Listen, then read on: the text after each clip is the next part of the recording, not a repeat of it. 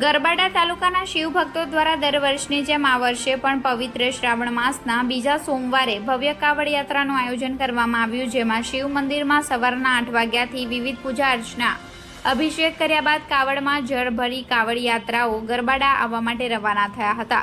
રસ્તામાં ભક્તો દ્વારા ફળહાર તેમજ ભોજન પ્રસાદીનું આયોજન પણ કરવામાં આવ્યું હતું। રસ્તામાં ચાલુ વરસાદમાં હર હર મહાદેવના જયઘોષથી સમગ્ર માહોલ ભક્તિમય બન્યો હતો અને ગરબાડા રામનાથ મહાદેવ આવી પહોંચી અને તમામ કાવડ યાત્રાઓએ કાવડમાં ભરેલા જળ ભગવાન શિવને અર્પણ કર્યું હતું।